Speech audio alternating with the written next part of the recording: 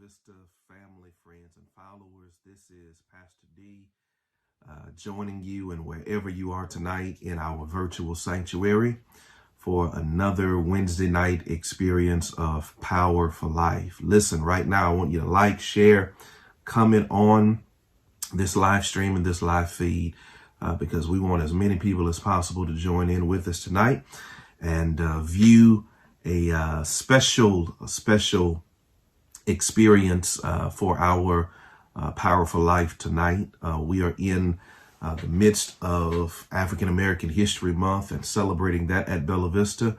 And so tonight we're going to be doing something a little different. But before we jump into that experience tonight, I just wanted to give to us some weekly updates. Y'all know that I come to us week after week to give us these updates to let us know where we are and what's ahead of us at the Bella Vista Church for the coming days and weeks. First and foremost, I hope that you have been putting into practice some of the things that we talked about in the worship experience this past Sunday of being a friend. And I was really sincere in my approach to that because it is my very sincere hope for our church that we learn how to be better friends, spiritual friends, soul friends to one another in our congregation, as well as to ourselves personally. So I hope that you have taken it upon yourself this week to reach out to somebody, if not in the past coming days, that you plan on doing so before the week is out or in the coming weeks, just to reach out to somebody to make sure that we're strengthening our connections with one another, that we're building relationships with one another, as is the mission or one of the missions of our church. So I sincerely hope that you're doing that. I also hope that you plan on joining us in worship this weekend. It's the final Sunday of our African American History Month focus. And we're going to be having a very, very special guest with us, Miss Tanisha Hudspeth. Hope I pronounced her name correctly. Who is a Harris County judge, and she's going to be our guest speaker for this coming Sunday. We want everybody to wear your African attire, to be arrayed in your African garments this coming Sunday as we celebrate African American History Month. Registration for those Sunday services has gone out today, and so we certainly hope and pray to see you with us this Sunday. We also want to remind you that our Act 2 open house is going to be taking place immediately after our worship service. Remember, we want every parent to be present to see what has been going on in our youth ministry, give you an opportunity to meet and greet some of the leaders and some of the teachers so that you can partner with our youth ministry in helping to holistically develop our children spiritually, emotionally, physically, and mentally. Parents, you play a part in that. And again, we want to be intentional about being present for this experience. And so we look forward to that as well. And then finally, I want us to be aware that as we approach the Lenten season, that we will be having our Ash Wednesday service on March the 2nd. That begins the 40 or the 46 days, however it is that you choose to count, including or excluding Sundays. Those 40 days leading up to Resurrection Sunday. And we'll be commencing once again our pursuit fast for the year of 2022. We're going to be leaning into Lent, doing some things different as it relates to our fast. You should have received an email about that or saw that on our social media pages about how we're going to be approaching that. And we'll certainly be giving more details about that in the days and weeks to come. But I'm excited about it, and I hope and pray that you are as well. Listen, tonight our drama ministry has put something magnificent together for us to view as a church family in celebration and commemoration of this African American History Month. We are going to view this together to see what they have artistically put together for us. I know that it's going to be great and phenomenal, and that you are going to be blessed by it. Sister Sharon Bingham and all those who work with her, we know that we have a phenomenal drama ministry at Bella Vista, and they have put something together that's going to be an absolute blessing to us. It's not very long, but we know that it is something that is impactful. So I want you to tune in Be a part of the experience, and I promise it will bless you. At the conclusion of it, there'll be an opportunity. If this artistic expression has spoken to anyone in a personal way, there'll be an opportunity for you to connect with us. And we want you to take full advantage of that opportunity, because we would love for you to become a part of our spiritual family and our fellowship. And so we do want you to connect with us. I'd love to connect with you personally.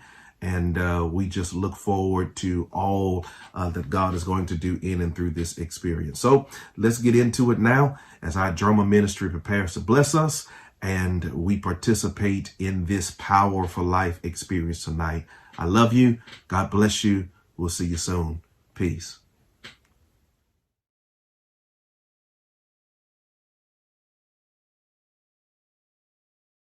Good evening, everyone. Thank you, ladies and gentlemen, for coming tonight. I felt it necessary to have this informal meeting because I got a lot of calls and messages regarding critical race theory and whether we will teach it in the curriculum this year. Some of you had some real concerns, so I thought we'd have this meeting so that we can hear them, hear what's on your heart and maybe some of your fears about it. But I do want to define what critical race theory is, because a lot of people have different ideas of what it is. They either don't know or they have some wild things that they've heard on news outlets. So we're going to define it tonight. And then you, right after, you can come up. I want you to state your name, and then you can tell me what's on your heart about critical race theory. Good evening. My name is Robert Williams. My name is Carol Ann Gavin. Good evening. My name is Sawana Jacobson. Critical race theory is an intellectual movement. It's pathetic that white folks have to wait till February to find out that we were slaves. And a framework of legal analysis according to which, number one, race is a culturally invented category used to oppress people of color. What scares us is I think we hear violence. And number two, the law and legal institutions in the United States are inherently racist insofar as they function to create and maintain social, political, and economic inequalities between white and non-whites. So that's the definition, and that's what we'll be talking about tonight. My mother named me Sawana. It means noble. It means queen. As a black person, we meet certain people, say for instance, in an interview. Now with a name that sounds ethnic, a name that I'm proud of, like Sawana, or names like Shaquan or Jamal, when we seek employment, we tend to get overlooked. Our resumes are pushed to the side. Regardless to our qualifications, I'm already at a disadvantage because of a preconceived idea of what Sawana is like according to what news outlet they watch or how they've been told about black people growing up. And if I do get an interview or get called in by the grace of God or affirmative action, the moment I walk in, when I see the look on their face, it tells all. Now, I spent my entire childhood and part of my young adulthood reading textbooks written by white men, glorifying their forefathers, how they discovered America, conquered the land, and won wars. And those same books diminish the present influence and power of my people, black people. So I had to ask myself a question: why? Why are they so determined to keep critical race theory out of the classroom? Because he who tells the story controls the narrative. I would like us to speak to what are we going to do to improve the education of this whole society, which have cheated them from from our true heritage. Oh, yeah. They mentioned slavery. MLK, Rosa Parks, during Black History Month. And don't get me wrong, I understand the importance of MLK and Rosa Parks. But that wasn't the end of our story the day that we were able to sit at the counter and at the front of the bus. And it wasn't the beginning either. It's time to change the narrative, people. Was somebody over there in the audience who said that they were afraid, they were scared. We should be running down the street screaming, ramping, and raving, because when you look at the statistics, who is the one dying? From the policemen, from the KKK, from the skinheads. It is sad that we who have been the victims of so much violence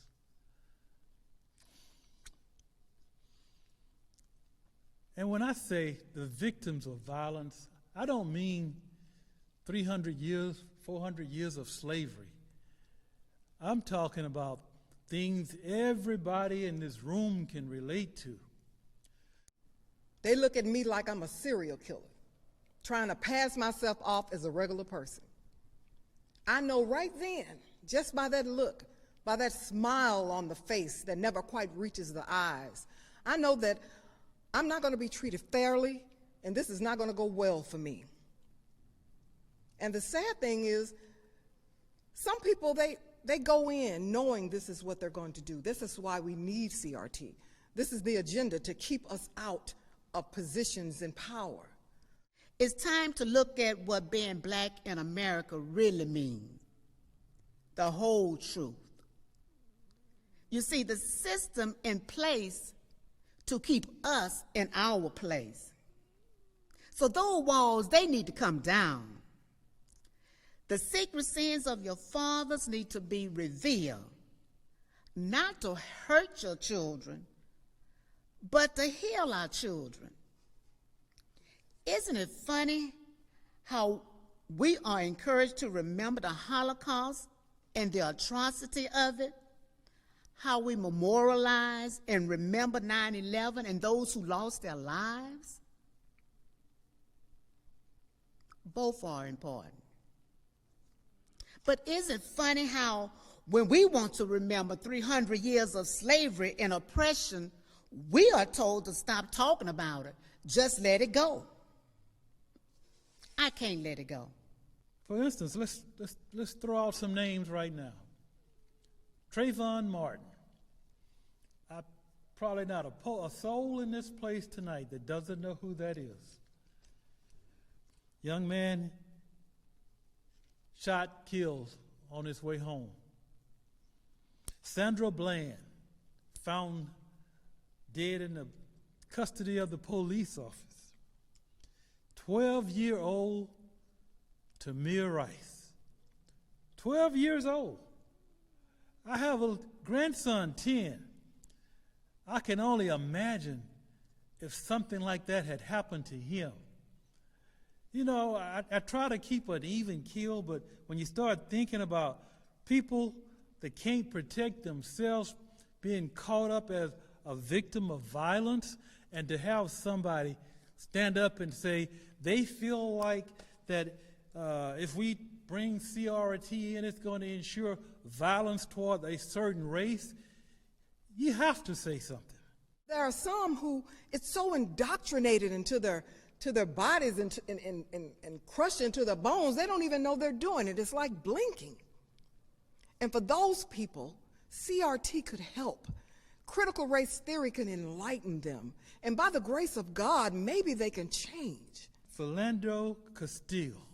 Young man did everything right. Put his hands where the police asked him, where he could see him, did everything the police asked him to do. He did the things that we teach our black sons to do today should they get caught or get stopped by the police.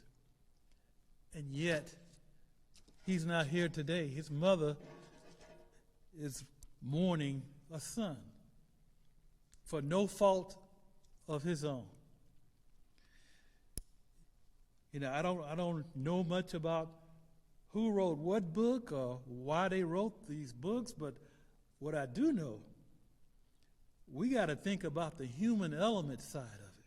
And we as a people, until we live freely as people, move in a freedom and fairness economically and educationally.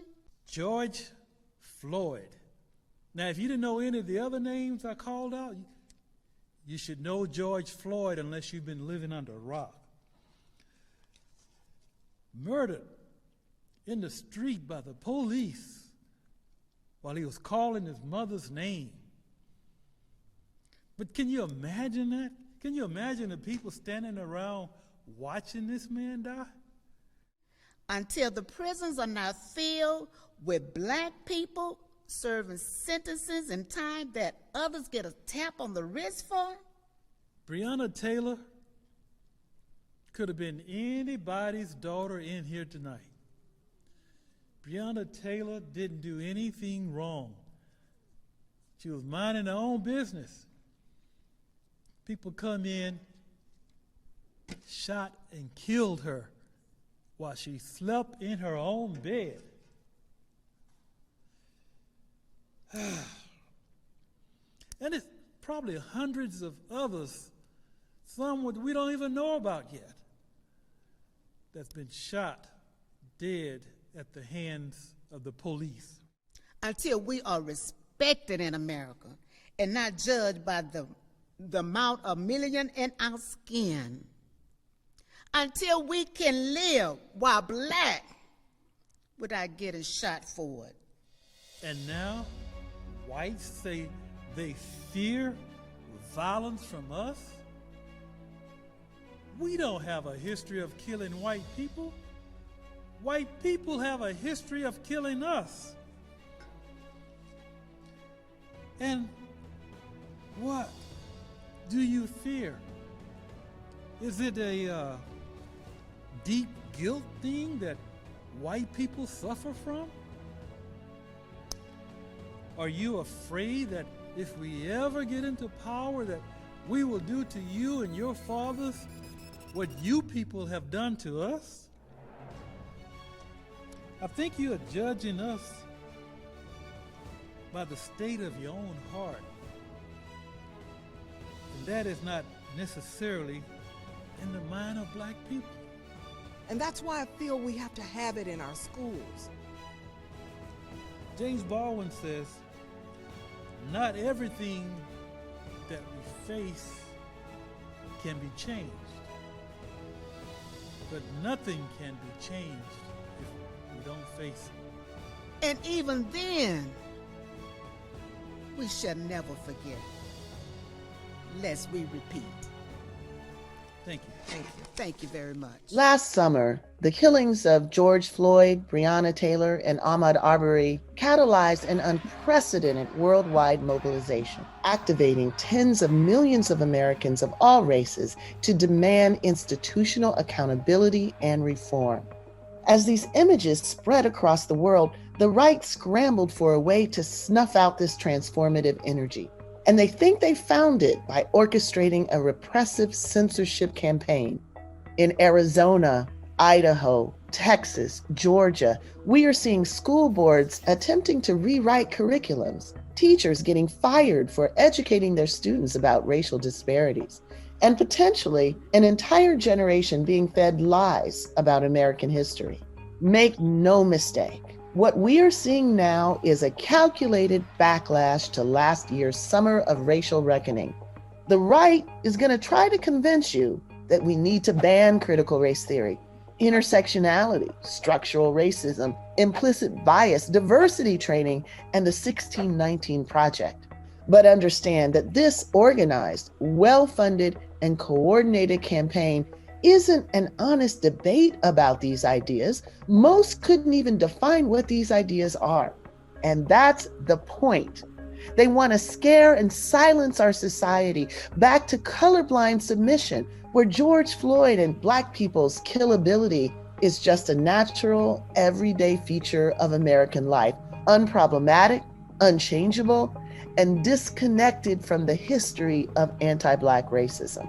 From the criminalization of abolitionist literature to the McCarthy-era witch hunts, We've seen the government respond to liberatory movements through the repression of anti-racist ideas time and time again. If you are concerned about these efforts to censor history, to muzzle anti-racist speech, to expand voter suppression, and to criminalize protest, we urge you to join us in standing up for racial justice. We need to fight back like our lives depend on it, because they do. Thank you all for coming tonight. I appreciate you taking time out of your busy day, and we will take into consideration all the things that were said regarding critical race theory. Thank you again. Good night.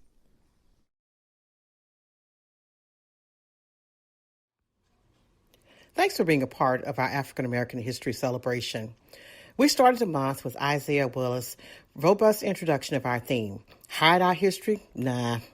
Why? Because Matthew 5:15 says, "Neither do men light a candle and put it under a bushel, but on a candlestick, and it giveth light unto all that are in the house."